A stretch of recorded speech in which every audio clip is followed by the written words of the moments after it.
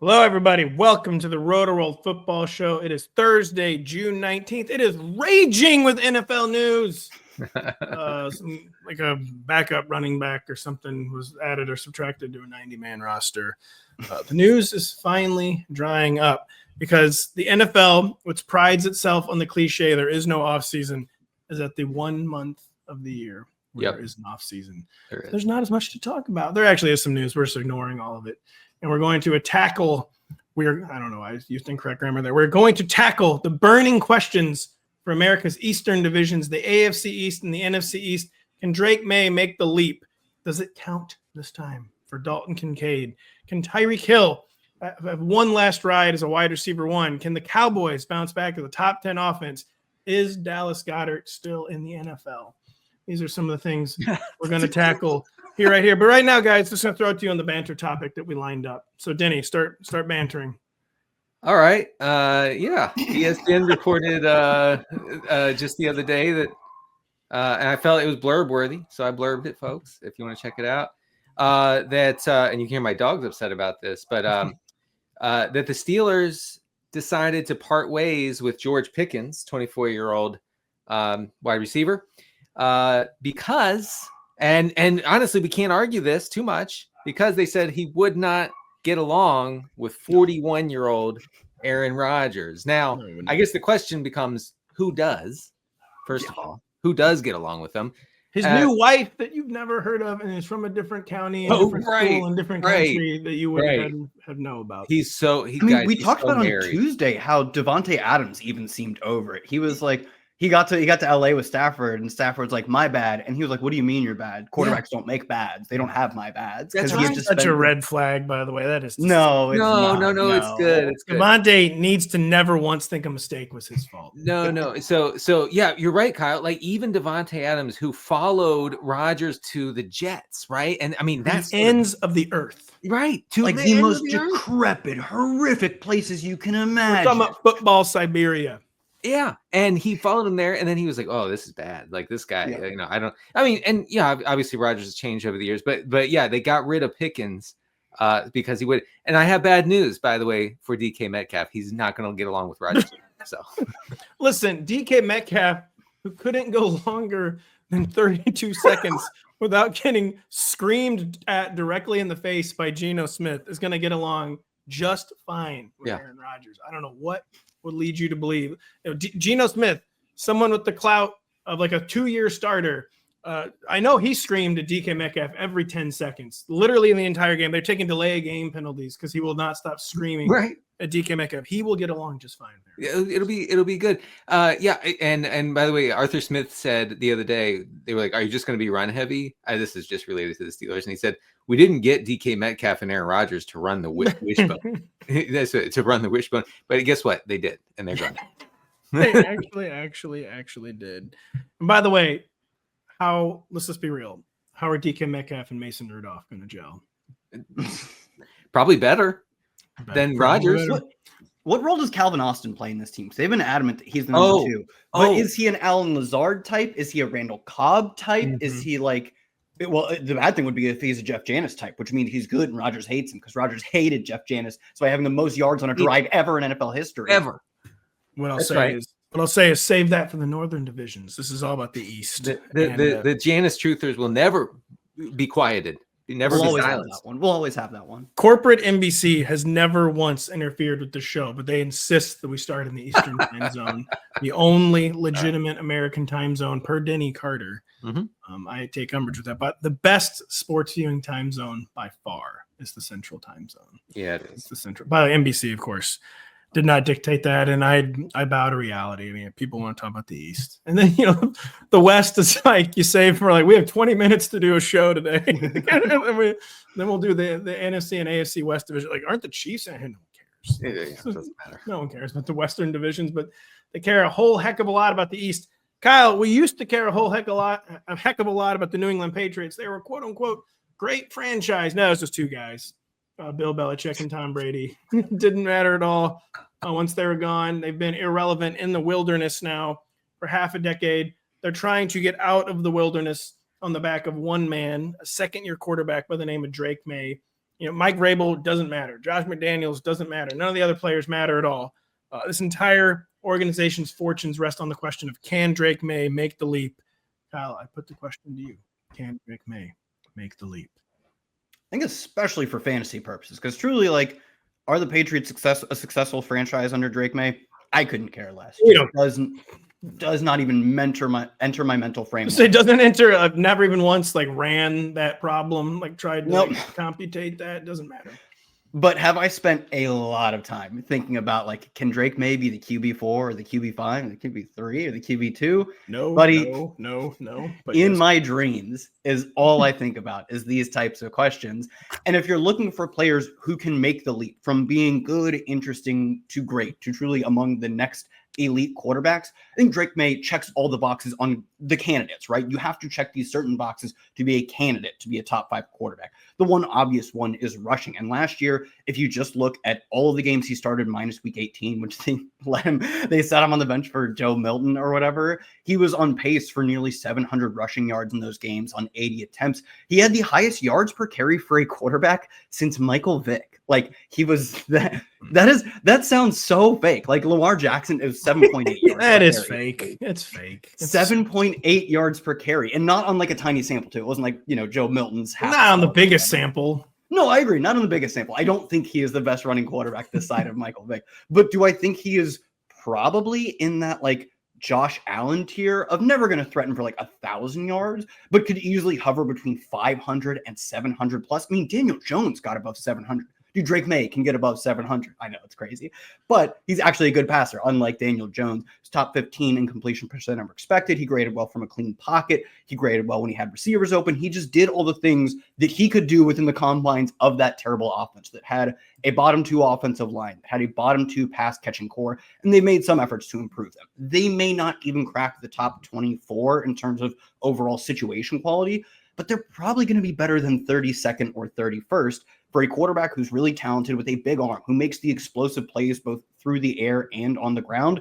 That's the perfect check these boxes if you can make the leap. Not to say that you will make the leap, but Jared Goff cannot make the leap to a top 3 fantasy season. There's just guys who cannot do it, and there are guys who have that potential. I think Drake Maye is the most obvious. He has that potential of anyone going outside the top 10 or 11 quarterbacks. Denny, it's a super compelling point, and it's always hard in your mind's eye to envision this guy's being drafted as a QB 15. I mean, how does he get into the top 3 or 4? It just doesn't even seem possible. But we know every year, people don't just level up. There's always people who go stratospheric. Right. Big concerns for Drake Maye, of course, last year, the concussion evaluations, the kind of lack of regard for his body, but that was an early career problem for Josh Allen. I feel another problem, people will be well, this is Josh McDaniels' offense. He's schooled in the Tom Brady style of quarterbacking where it's efficiency. It's, 7 to 8 yards at a time. It's short passing. But Josh McDaniels did draft Tim Tebow. So at one point he was open to the idea of a dual threat quarterback. Are these real concerns? How do you align with Kyle and his thinking? Where are you at on Drake Maye and if he can make the leap? That was a good argument from our guy Kyle. I don't like this tone already. This is you're lying to your kids tone. Oh, that was a good argument. The pitch raises stratospheric on the last syllable. It made me wonder, why am I not drafting Michael Vick in QB 15? He had 4.5 rushes a game last year in his completed games. That's a good clip. If we can get that trending, 5 rushes a game, I think he can pretty easily eclipse his ADP. Now, can he get to that top 3 or 4 or 5? I don't know. In this offense, I don't know. He also really, and this could be a function of the Patriots having maybe the worst group of pass catchers in the history of the league last year. I mean, and I actually mean that literally. Dare you? All last year you were telling me, what about Hunter Henry? Exactly. You think about Pop? That's exactly right. I said Hunter Henry, the unquestioned wide receiver 1 in this offense. Only 40% of Drake Maye's passes went for over 10 yards last year. That's a really low mark. That's 35th among quarterbacks who threw for at least 700 yards. That's in line with Aiden O'Connell and Gardner Minshew. That's going to have to change, and maybe it does with Stefan Diggs if he's healthy. But really, we're going to need some more aggressive downfield passing. Kyle, I don't think I believe this, but is there a chance that last year, what was it? It was about 450 yards rushing for Drake Maye, to 421. I don't believe this. I genuinely don't. But what if that's his career high? Like, as a senior at North Carolina, it was only 449. You know, that includes sack yardage, by far the worst statistical practice in all of American sports. But I could just see like that we've got to rein the young man in so he does not get hurt. Are you worried about that possibility at all? Or is it just too easy to connect the dots that he's going to be Josh Allen Jr.? Diet Josh Allen, truly not comparing him to Josh Allen. I agree. No, I think it would be different if the previous regime had designed a lot of plays from his runner, if they had some sort of say in whether Drake Maye was running or not. But Drake Maye is just at his heart a scrambler. And I think that's something that Josh Allen coming out was like, he's kind of a hero ball searcher. And sometimes that doesn't mean throwing, it means running. And albeit he was a very bad thrower early in his career, you could see he was trying to make both the long throw and the long run with his legs. And that's something that both translated from college to the NFL and something that we see over time. It's like, you can only do so much to change who you are at your core as a player. And this is something that Drake Maye has a lot of control over. He is just a scrambler. He's really good at it, but also that he opts to scramble very often. And that's something that like, it's so endemic to who you are as a player in the same way, like just hard to grow really accurate overnight. Like Anthony Richardson was facing an uphill battle to become a good short to intermediate thrower because you just can't change that drastically who you are as a player. There are very few instances of players doing it, but there's a reason. There are very few. It happens, but it's rare. And I do think it would be very hard to be like, Drake Maye, you know that instinct you feel in your gut whenever there's pressure and you think I can gain 15 yards, and you typically do gain 15 yards. Yeah. Don't trust that instinct anymore. So the fact that it's so much endemic to his play style and not the play calling makes me feel good about, at least on a like per drop back basis. Maybe they just don't throw the ball enough. Totally possible with this offense. But if they are having him drop back a lot, which if he's as good as I think he is, I would hope they do, it's just going to be a part of how he plays the game of football. So the Patriots are one of the teams with the most swirling questions this year. And can Travion Henderson be the new Shane Vereen, the new James White? Like, does Stephon Diggs have anything left? Is Ramondre Stevenson going to be part of the backfield rotation at all? I mean, the answer is yes, of course. The answer is a lot going on with the Patriots, and we'll be answering it all summer long on Rotoworld.com. Patriots team preview, player profiles. Drake Maye is where this all begins and where it could end if he's not good for the New England Patriots. The Buffalo Bills, they've been in Chiefs land for quite a while, Denny Carter, where they've needed a second weapon so badly. They tried to force the issue with Keon Coleman last year. Josh Allen pounded the table, demanded they trade him, draft him. It was sort of starting to work. Then he got hurt. And I think he got hurt again at the end of the season. Am I imagining a second? No, he got dinged up late. Yeah, second Keon Coleman injury. He's a big part of this, but Dalton Kincaid, the former first rounder, he is the biggest part of this by far. Number 25 overall pick 2 years ago, I believe.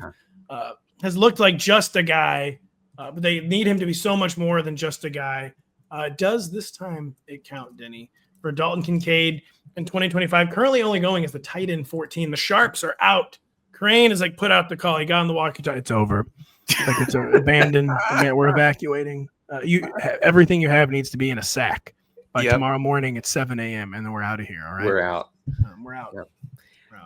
Look, I take seriously no pleasure in this, but the audio listeners, Denny is grinning ear to ear. He's turning into the Joker as he says, "I take no pleasure." I don't. I just want you to know, I've never been a Dalton Kincaid guy. You know this. The listeners know this. That I had a bit for like a year where I was like, he had one good game in college, and that's why he got drafted. He would have been undrafted if he didn't have one good game.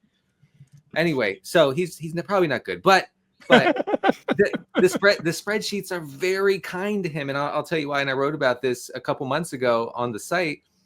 28% targets per route run. There's the second highest among tight ends last year. Against man coverage, 31% targets per route run. That was first overall. Against zone coverage, he was sixth overall. Like that's kind of that piqued my interest. I'm not going to lie. Like that said to me, if this guy ever gets on the field more consistently, because really that's the problem. Why can't he get on the field? That's see. right. What could the reason for that be? Because Dawson Knox, not Dalton Knox. No, it's nothing. It's because he's not good. There's nothing even to do with Dawson Knox. Because Dawson Knox is better. Knox is on the field is because Dalton Kincaid's not good. Dawson Knox is better. So Anyway, but we, that's neither here nor there. It doesn't matter if I think Dawson Knox is clearly better than Dalton Kincaid. It matters.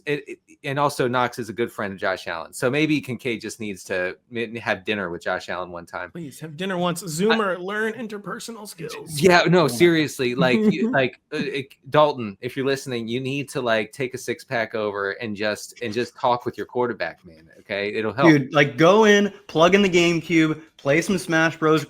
Hey, let's DoorDash a second 6-pack. It's 3 a.m. You're just having a great time. That's good. No, I mean, but seriously, do that. Yeah. So those were all those marks that I just mentioned about him commanding targets, big improvements over his rookie year. So if we see that continue into 2025, I think Kincaid could be really interesting as a top 10 tight end. There was incremental Kincaid improvement last year, Kyle. He is turning 26 in October. That's bad. But I mean, as we know, even today, the tight end is the most difficult position to develop at. Old cliche is kind of gone by the wayside, but not entirely. A lot of times it's just a slow developing position. Do you share any of Denny's optimism, or is the track record is looking a little too grim after 2 seasons? Yeah, I think I share Denny's optimism in that he prefaced it or at some point. I don't know if it was a preface. It was right in the middle. He slipped in somewhere he's probably not good. But guys who go the tight end 10 through X, tight end 10 through 30, whatever, none of those guys are likely to be that good. If we thought you were talented, we would take you higher. You don't have to pay a starting tight end price in fantasy for a guy who is a first-round pick and has some peripherals that flash. These are the ones that are not as impressive, but last year he was 15th, I believe, in yards per out run. He was the almost exact same mark as Sam Laporta. He beat Sam Laporta in yards after the catch per catch. So there are some things that say he could be good. And in terms of his career, at least, obviously he came in as an older prospect, but experience-wise, he is relatively young. And Pat, as you said, we've been treated to some really good rookie seasons by tight ends. Brock Bowers was a generational adjacent. Brock Bowers, who, let's be real, isn't good. Denny and I were right. He's not going to be good. Jury's still out. We're not saying we're out. I'm just saying we don't know yet if he's good. He's clearly not going to even be good. Come on, man. Come on. You're embarrassing us. Sorry. And Sam Laporta, both of whom I believe both of them set consecutively the rookie tight end scoring record for fantasy. But I don't want to focus in on these two, what are obviously outliers, and literally the best and the second best season, and say well, tight ends just have to produce early now.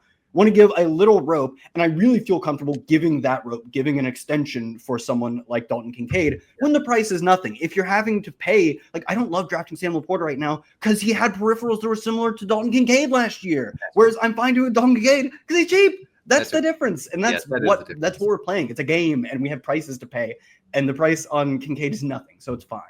And who is going to keep getting opportunities? A former first-round pick is always going to keep getting opportunities.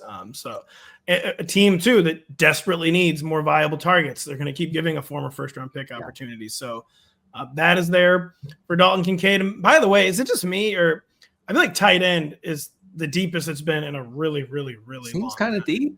I'll be honest. There's questionable ADPs like Tyler Warren and Colston Loveland, both in the top 10. I mean, Jonnu Smith, tight end 9, but just a lot of value. Tight end 12, David Njoku, then Tucker Kraft, then Kincaid, then Goddard, who we're going to talk about, Isaiah Likely, Jake Ferguson, Kyle Pitts, whatever, Brenton Strange. It's a pretty deep group this year. Normally, so the fall-off comes at Kyle Pitts, tight end 18. Normally, the fall-off comes at tight end 8, Kyle Pitts, not tight end 18. Yeah, that's pretty good. It's just a very, very deep group this year. Mm-hmm. We'll be focused on tight end a lot, again, including later in the show. Tyreek Hill. Listen, Kyle the other day said, what if the best running back of the past 10 years just keeps being amazing and Christian McCaffrey? Tyreek Hill has a stake to the claim of best wide receiver of the past 10 years. I think a lot of people will quibble with that, including myself, but he's at least in the running. Sure. Denny Carter, not a good year last year. But you've started to play devil's advocate. Oh, my God, a guy hurts his wrist once and his career is over. Tyreek Hill's slow now. But Tyreek Hill is old. He did look slow by his standards at times last year.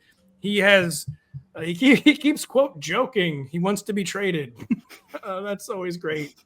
His quarterback is saying, I got to get the ball out in 0.28 seconds, which usually makes it hard to get the ball down the field. So some things working against Tyreek Hill. What are things, if anything, working in Tyreek Hill's favor of returning to wide receiver one promised land? there are usually ways you can play games with a guy's prior year numbers, and you can be like, it's not that bad, but it's all bad for Tyreek Hill. Like if you drafted him in the first round, as I did in a couple important leagues, you were finished instantly. Like it just couldn't work the way this Miami offense was going.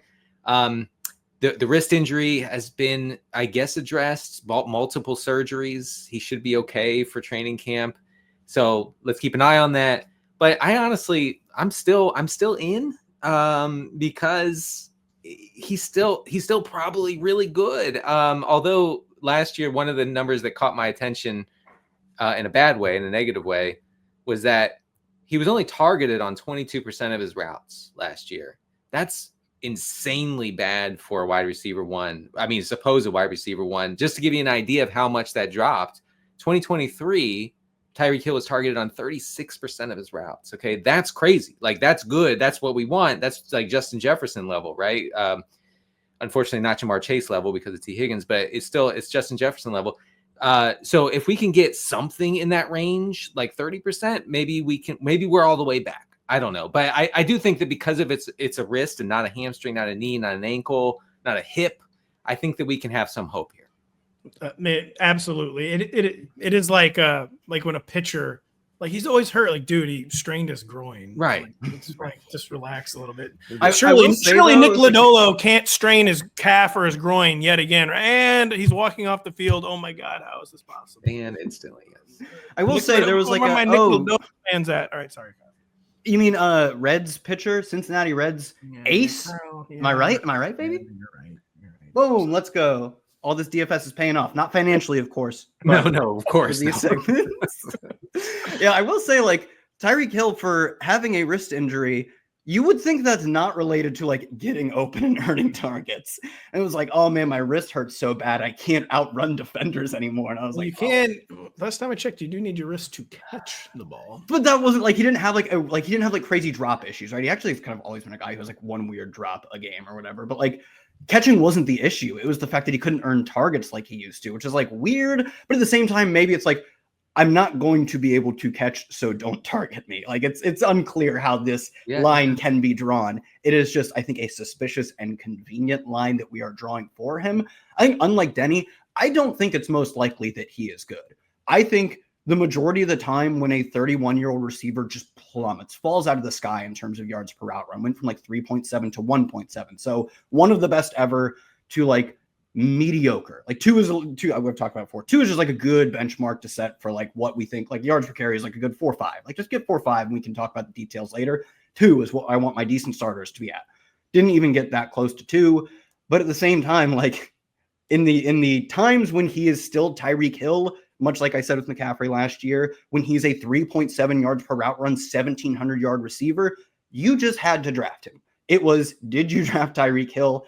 That's how you won the season. And I think it's still like, it's not that it's a coin flip. I just think it's a little less than a coin flip because when guys fall off this late, he was 31 in their career, it's really hard for them to recover, but they can do it. We've seen it happen before. Like we saw it with like Adam Thielen, who wasn't quite at the same highs, but he spent like 3 years looking like completely washed and then goes and plays 2 really good years in Carolina on bad teams too. If he was on a better team, he probably would have had even better numbers. So I think I want to be open to the idea that Tyreek Hill could absolutely bury me. So I'm drafting a decent amount. I think it also changes how you want to draft your rooms. Like I actually kind of like pairing him with Christian McCaffrey because when I take McCaffrey, I've already given up on the first round wide receiver. I've already said like, oh, I'm not going to get myself a Puka Nacua or a Nico Collins, who could be top 3 guys. How do I replace that? I take a scarier bet, but a bet at who could be the wide receiver 1 overall. After the first round, after pick 12 comes off the board, who are guys who could be the wide receiver 1 overall? Tyreek Hill has to lead that category. Who's going to be quitting on his team in week 14 when the team is 6-6? That's also Tyreek Hill. He literally quit on the team last year in week 18. But the bet I'm making is I want to win my fantasy league, and I'm okay getting laughed at when I get 10th. And you don't care about character concerns. What I'll say with Tyreek Hill is this too, like older guys in the NFL never ever get the benefit of the doubt. If you have an off season, a bad season, a down year, it's just because you're old. And a lot of times it is just because you're old. But occasionally it is because, the wrist injury actually did matter a lot more than we thought. Or like Tua Tagovailoa's season never being normal, never getting in rhythm. Like that actually mattered a lot more than we thought. Like the off the field, getting arrested on the way to the game, maybe that mattered a lot more than we thought. Where there are at least like alibis for Tyreek Hill's down 2024. It was probably just that he's old now. Because when you're younger, you just barrel through that stuff. So it probably is just that he's getting up in years. But occasionally, betting against the old guys works most of the time, but sometimes it turns out they weren't old. There was just something going on. Yeah, right. And Kyle's right. You guys are right in saying there is an off-field element, a character element that you are gambling on here because, this is a guy in Tyreek Hill who he will literally just stop trying if things go poorly. And I kind of think the Dolphin season probably will go poorly, more likely than not. I will say one thing in the metrics zone that was good for Tyreek last year, top 10 in ESPN's open score, ahead of guys like, Ladd McConkey, Devontae Adams, guys of that nature. All right, and good time to take a short break. We will be right back after this. Since there really isn't an offseason in the NFL anymore, stay dialed in with us on the NBC Sports Now channel. Join Dan Patrick, Mike Florio, Chris Sims, Matthew Berry, and us from the Rotoworld Football Show for more insight on the biggest news and stories around the league. For more details, visit NBCSports.com/now. Kyle, the Jets are one of the weirdest teams. They're one of the thinnest teams. Or one question we bandied about for this, will there be a second weapon after Garrett Wilson? They have literally even a second viable target. Sometimes with teams like the Chiefs really need a third weapon. The 49ers really need a fourth weapon. So the Jets need a second weapon. But we'll just focus on the first weapon. Garrett Wilson, someone we haven't really talked a lot about this offseason because he's the rare non-moving part for the Jets. So many people are gone. So many new people have come in. Garrett Wilson's just the guy who was there. The theory I've been trying to get going with Garrett Wilson, say what you will about Justin Fields. He got an alpha monster wide receiver 1 season out of D.J. Moore. His final season as the Bears starter. Is that a possibility with Justin Fields and Garrett Wilson? It's apples to oranges. I'm aware of all that. Totally different situation, totally different coaching staff. But is that a possible outcome for Garrett Wilson with Justin Fields? Is it possible? Sure. Garrett Wilson's really good. He's earned a ton of targets early in his career, and that matters a lot. Guys who see the ball a lot early continue to do so. But at the same time, I think the style of player DJ Moore is actually just really versatile. He can just do a lot of things throughout his career. He's been the underneath schemed guy where he's getting carries out of the backfield and stuff. And then he's been a super deep threat guy. And in that role, that's kind of the role, at least he played in that Justin Fields 1,300-yard explosion season, which had I think a 200. You used to remember the stat line. I brought it up once and you used to remember. It's 230. It's 8 for 230 and 3. 8, 233. Yeah, your tattoo the ink is still nice and fresh on that one. But the reason he was the reason he was able to get there is that he was top 25 in deep rate in terms of just overall where his targets came. And that's kind of the Justin Fields high variance special is the guy who's willing to go down 20 yards downfield and be that player who is oh, F it. DJ Moore down there somewhere, that guy can really excel in spots. It comes in, spits and furts, but spurts and fits. But you came not particularly close to nailing that, but I feel I got if you did 40%. Folks, producer, just use AI and write over whatever I said there. That kind of player can have these very awesome spots. That's also not really Garrett Wilson's game. He's this intermediate to underneath guy who's been outside of the top 50 or 60 receivers in deep target rate throughout his career through 3 years, where he's never played a real quarterback, but yeah.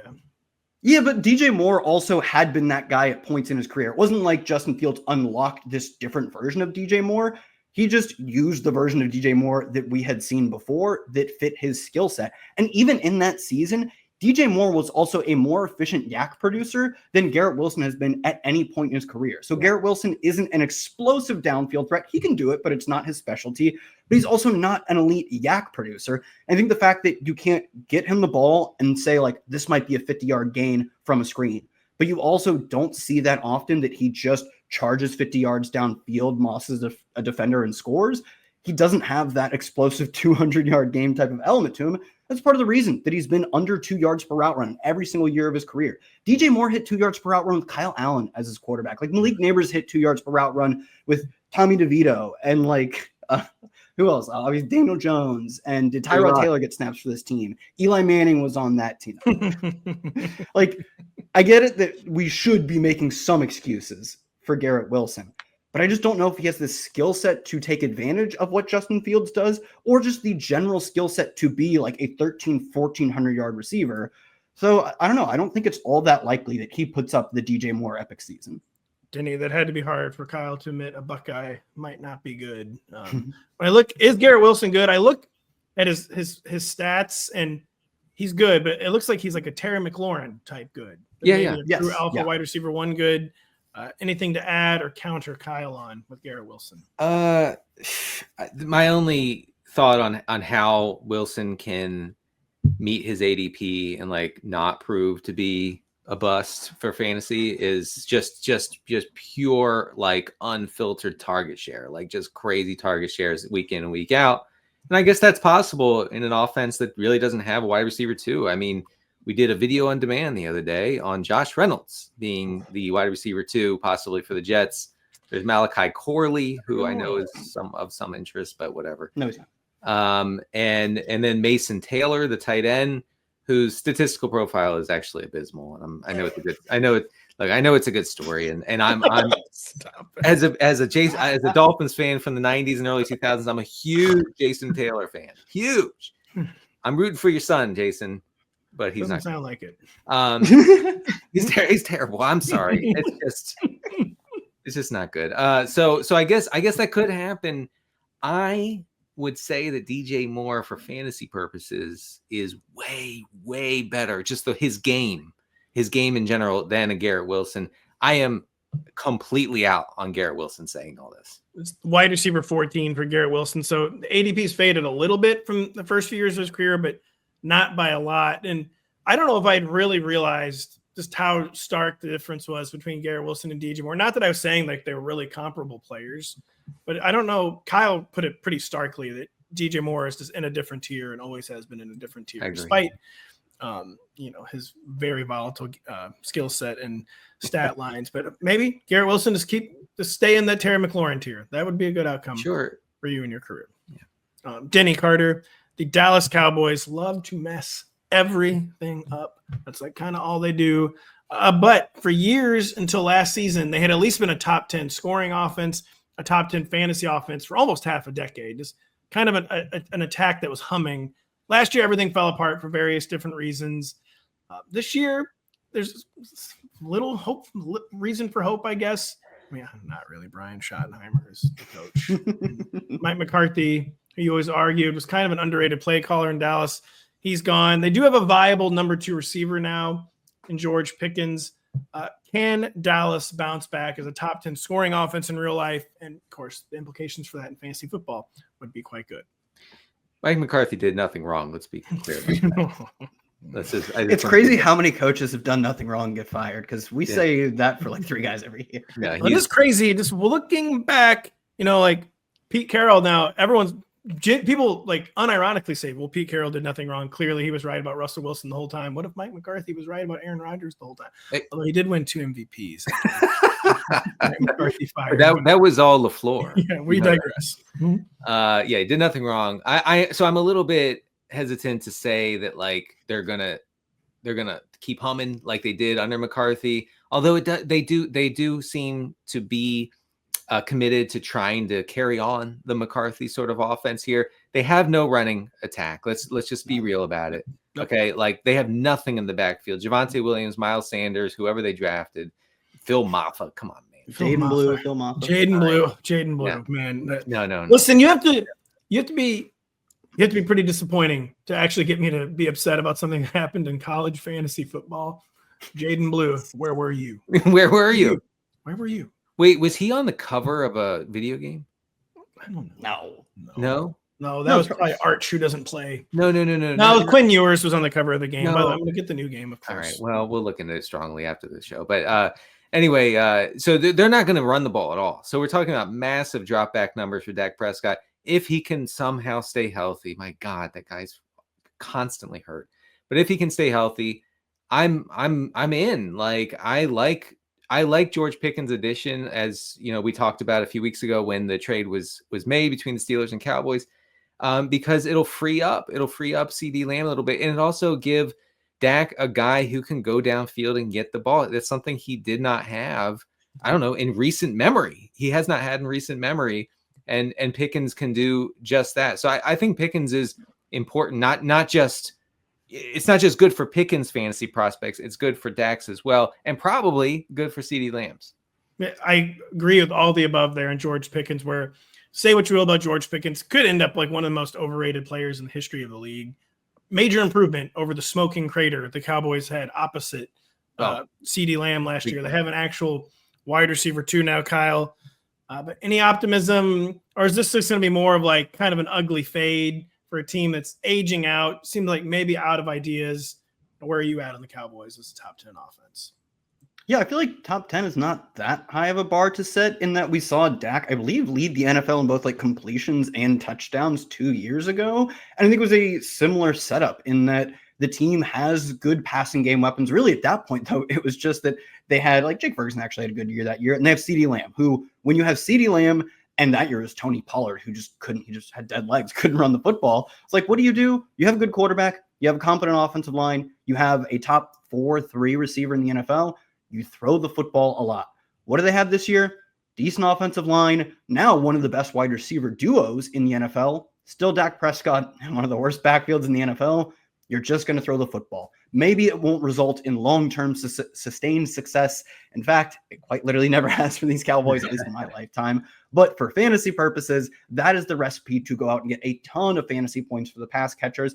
And honestly, the fact that I think that they're going to be a good offense, even though that part of that is predicated on them not being able to run the football very well, I do want to take some shots. And it's mostly like Miles Sanders is a fine pick as your last best ball pick, because one of these guys has to get the football. And who is it going to be? Is it going to be like late round pick, scat back, undersized Jayden Blue? He'll probably get some targets out of the backfield, but someone has to get between the tackles work. Someone has to get goal line work. Basically, someone has to play the Zeke role of, I don't think it's exciting, but the team will trust you to carry, to pass pro, and to get goal line work. And if you can hold that for the whole year, that is valuable when Miles Sanders goes pick 205. I think the spread between, if it was Javonte going pick 205, I would just pick him, just pick the cheapest guy in this backfield. But it makes me interested in a little bit of a Cowboy stack where I just tack on like someone has to get touches, and I like the offense type player. And right now that's Miles Sanders. Guys, one reason the Philadelphia Eagles are so good in real life, one reason we love them in fantasy, is because there's just kind of, the Eagles are the Eagles. Like the very narrow offense. We know who's going to get the ball. We know like what their approach is going to be. There's not a lot of questions. What a surprise. The team with like the fewest questions is just the best team in the NFL right now. They do have one, though, Denny Carter. There's Devontae Smith and A.J. Brown atop the depth chart, not just the receiver depth chart, but the entire skill player depth chart. And then there's kind of like just a big question mark. I said they have no questions. That's a horrible setup. There's absolutely no questions. And then 20 seconds later, there's this huge question for the Eagles. Yeah. Do they have a third weapon? Is it Dallas Goedert? Is he even still going to be on the team? Like, what is going on here exactly? Like, how should fantasy managers treat Dallas Goedert? Right now, it's with a bunch of skepticism as the tight end 15. He's a guy where even when things were like going well for him, he's always kind of banged up. He's always kind of underperforming. State of the Eagles' third weapon, is it Dallas Goedert? It is, and there's nothing we can do about that. I mean, it really is something like you just have to accept. You're talking about an Eagles offense that, barring a catastrophe, is going to be among the 1 or 2 run heaviest teams in the league as far as pass attempts go, right? So not a big pie to split, right? And that's why, like, we don't talk about A.J. Brown as a potential wide receiver 1 overall, because he just is not, he's just never going to see that kind of volume in this offense. It affects everyone, including Dallas Goedert. So even though he is the clear third option, you know, I'm not like keen on taking him, because a really solid target share for him in a game might get him, 5 looks, and so as long as the Eagles are playing Eagles football, Dallas Goedert will be a kind of tough action for fantasy purposes. Any Any thoughts on Dallas Goedert, Kyle? Or is this kind of a guy where we're slowly, naturally moving on in fantasy football, where if he becomes a thing, like that's great, then I can add him or maybe stream him. But like definitely not someone we're targeting in summer fantasy drafts. Is it even someone we're kind of defaulting into? Like, oh, he's just such a good value. Can't pass this up. That's kind of where I lie. To Denny's point, we're not getting this special kind of breakout season. I actually do think he's like talented enough, if he could just stay healthy, talented enough in different circumstances to give us a breakout. Like if he was in the David Njoku situation, where like David Njoku's just been the best pass catcher the Browns have had for like 3 or 4 years. And of course, when the offense can actually pass, like when they've had Joe Flacco or Jameis Winston, we see awesome stuff. If he'd ever gotten in that type of situation, we'd have probably had some really fun games for Dallas Goedert, but he's never getting in that situation. On the other hand, last year he left like 2 or 3 games early and still finished as the points per game tight end 12. Now he goes to the tight end 15. He strikes me, Pat, as someone who's the perfect example of tight end is deep this year, in that there is not just really a drop off from tight end 9 to 15. Maybe that's not even necessarily deep. It's just telling us something about how we should spend our draft capital. But when we don't think the difference between the tight ends 7, 8, or 9, somewhere in that range is big from there to tight end 15, 16, that means we should just hammer that tight end 12, 13, 14, 15 range and say, I'm going to spend that capital elsewhere.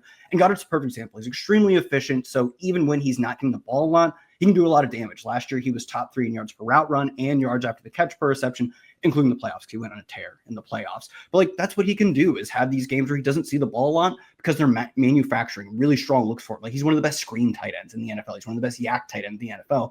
Then in very short circumstances, he can have really good games. And at tight end, like that's fine. Not a lot of players can even have high efficiency games because it's just not that fun of a position. So I like him as purely he's a good, like in DFS terms, like the points per dollar value. It's not the most fun pick, but tight end's a spot where like you don't always have to make the most fun pick. There are not that many fun picks to be made even.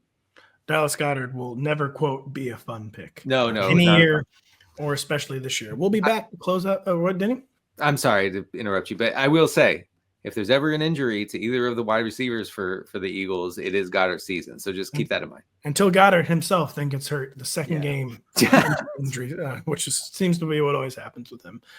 But we will be right back after this.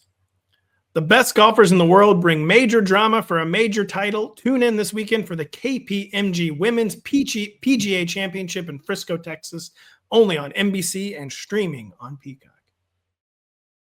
KPMG, they're a fine sponsor of this event, but it's hard to say those 4 letters. It's tough. It's always difficult.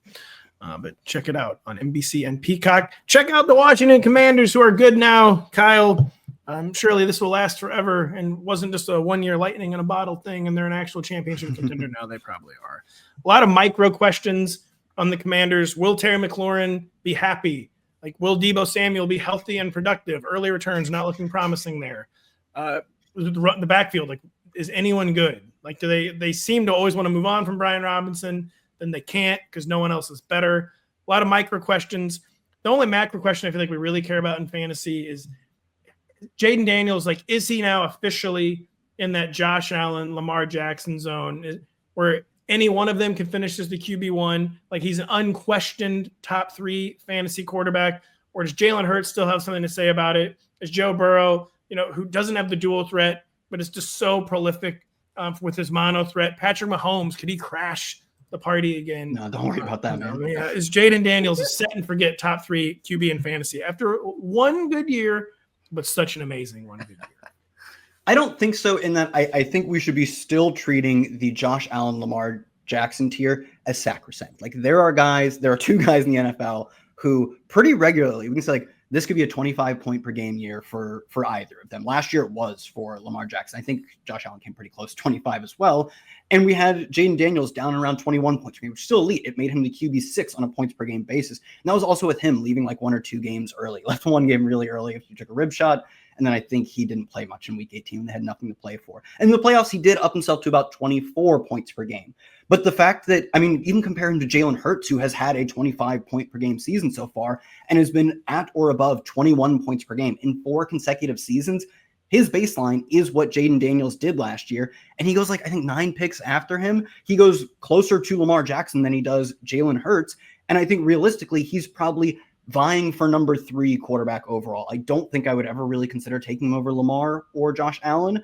And I think I would, if you told me Jalen Hurts went ahead of him, I'd be like, yeah, sure, that makes sense. Jalen Hurts scores a bunch of rushing touchdowns every year and is an efficient passer, even a low volume passer. So I think he falls more into that second tier, but he's priced closer to that first tier. So I find myself with more Hurts than I do Jayden Daniels. Not that I don't ever take him, but if I want the elite quarterback, just give me the one with the biggest discount. Denny, Kyle framed the question there better. I guess the question is, has Jayden Daniels distanced himself from Jalen Hurts, or do you agree with Kyle's answer of not really? No, yeah, I tend to agree with Kyle more. I think that, last year, Jayden Daniels was not being treated seriously, really, by fantasy folks. And it's the first time in a while, too, because we had been kind of almost getting to the point of overvaluing like rookie young dual threat quarterbacks. Anthony Richardson has entered the chat. Trey Lance has entered the chat. Yeah, maybe people have been burned by that, but he was always like the QB 9 or 10 last year. And honestly, that only happened late in the summer. I mean, there was a time where you easily get him at QB 12, 14, somewhere in there. That didn't make any sense. So we've adjusted, but I would tend to go with Hurts over Daniels. Daniels last year was 5th among quarterbacks in fantasy points per dropback, which is a solid rate behind Lamar Jackson, Jalen Hurts, Josh Allen, and Justin Fields, interestingly. And so I do tend to think, just looking at that stat, looking at some other things about the profile of a guy like Fields, for the price adjustment, the ADP adjustment, I'm probably going Fields over Daniels. Fields is such a good clip this year. Like we finally, when we got all of the nerds off board, when like, oh, he just drafted him as a top 5 quarterback. Yeah. The moment we kicked all them off the boat, we're like, and let's ride. Because I don't think, Pat, we talked about this as a possible show topic, not to derail us, but like there was a point early in the offseason where I'm like, he's getting benched in week 17. Coaches just cannot stand the way he plays, but they just do not have an option to do that. If you are granting me 17 Justin Fields games, I am just taking him as a low-end QB1 as often as I possibly can. This year, I don't see like there's an obvious, like could be this year's Jayden Daniels. Like, Nix could not be this year's Jayden Daniels. Correct. Justin Fields could not be. Drake Maye would be the only one really in the mix at all. And I see not happening. But Jayden Daniels, very good at fantasy football. Fantasy no longer fun this year. Just very, very, very good at fantasy football, but maybe not so much better that we're taking him every time over Jalen Hurts. The New York Giants, I don't know. I mean, a lot of burning questions here, but they all stink. Like, who will be the quarterback? I do not care. Truly do not care. I kind of care. I guess I kind of care for Malik Nabers' purposes. Like, just make it Jameis. Make it Jameis. That's right. Just make it Jameis. That's right. But, Denny, we're wondering about Cam Skattebo. Can he become the Giants' second most valuable fantasy player after the aforementioned Malik Nabers? And I should have gone to Kyle first on this one, actually, but we're going to you first, Denny. All right. Can he be the second most valuable fantasy player? It's fine. I'm not upset. It's like, no, go ahead, Denny. I'll roll with it. Look, by sheer force of will, Cam Skattebo will be the lead back for the Giants at some point this year because the fans are going to love this kid. Okay. He's running into things. He's looking like Peyton Hillis circa 2010, 2009, whatever that season was. It's going to be fun.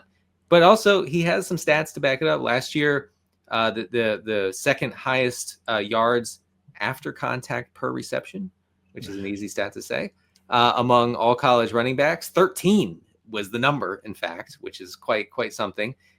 So, like a really good, efficient pass catcher. Could he share like early down stuff with one of the other guys, Devin Singletary or that other guy? Then sure he could. But he's going to emerge. I feel like he is right now in best ball, at least, like a slam dunk pick, especially if you're not going running back heavy to start your draft. In best ball, Kyle, he's currently the RB33. So, I mean, listen, it's not expensive, but it's also not cheap for a day 3 rookie who may or may not even have the backfield to himself. Where are you at with Mr. Cam Skattebo? Who I get the feeling the Cranes of the world are maybe avoiding, but correct me if I'm wrong there. No, I don't think so. I have Crane's rankings in a separate tab, and I can tell you I don't think he's avoiding it. All right. Oh, God. I mean, he just has the profile from like a 10,000-foot view of someone who scores fantasy points. He's like a 1,700-yard rusher in college and a 600-yard receiver. He scored over 20 touchdowns on the ground alone. Like, he's not the most explosive. He's not the most exciting player to watch run between the tackles. But if you told me of like all the rookies in this class one of them in a game is going to get 25 carries and 5 catches, he would have been like my third guess at any point in his rookie season. Like one of these guys is going to get the ball a ton in both ways too, through the ground and through the air. That would be his profile, and it won't be these long breakaway runs. It won't look like Bucky Irving, right? Where Bucky Irving, even at the end of the year, still a little bit committed, but you could comfortably say like, yeah, just throw like 5.4 yards per carry on the board, and like that's our baseline. Maybe it's not like that, but I especially think it's easy to see Cam Skattebo getting to this level because there are so many red flags, particularly that coaches are going to hate in the Tyrone Tracy profile. He was just fine, even like below average as a runner last year. You can chalk probably the difference between just fine and below average up to how bad the offense was. He was 37th in yards after contact per attempt. He was negative in rush yards over expected. But the thing coaches are going to hate the most, he was top 5 in just total quantity, fumbles and drops. Drops as in passing game drops. And he was 45th out of 57 running backs in PFF pass protection grade. Like, it makes sense. He is a former wide receiver who transitioned, I believe, for 1 year, this final year at Purdue, I believe, either Purdue or Iowa. He played both of those schools. His final year, he plays running back. He doesn't get a ton of run in terms of quantity of carries at running back. And he enters the NFL looking like a guy who is not used to the position. And this is a coaching staff who are desperate to not get fired. You're telling me in the third quarter, like, oh man, we just need one score to put us up 10-2 on Bryce Young, and he fumbles? Like, that guy is not playing much football the next week, and Cam Skattebo is kind of the opposite guy. So he just, to me, strikes me as someone in the long run we can bet at some point in their career. Maybe it doesn't last 3 years. Maybe he's not a superstar. He's probably not. But at some point in their career, he's going to get a lot of touches for at least a moment in time. And playing alongside Tyrone Tracy is kind of the situation I would peg that to happen in, frankly.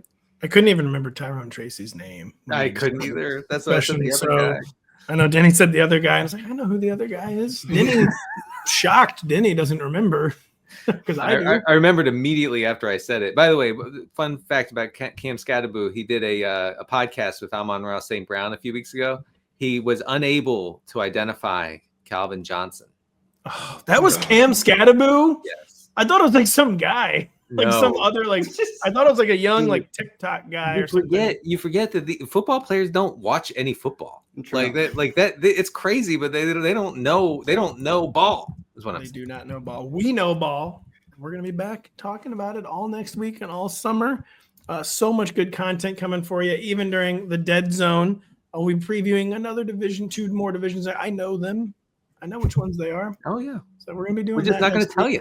Yeah, we're not going to tell you. We're going to have a new team preview going up every day on Rotoworld.com. Some other good stuff, too. So for Denny Carter, for Kyle Dvorchak, I'm Patrick Daugherty. Thank you so much for listening. We'll be back in the fold next Tuesday. Hey, it's Matthew Berry from NBCSports.com and Rotoworld.com. And I want to thank you so much for watching whatever it is you just watched. Or if nothing else, being too lazy to click out of the autoplay after this video started, after whatever it is you actually wanted to watch finished. But now that you're here, I'd like to take a moment here to ask you respectfully now, okay? I'm asking you respectfully to subscribe to the NFL on NBC YouTube channel.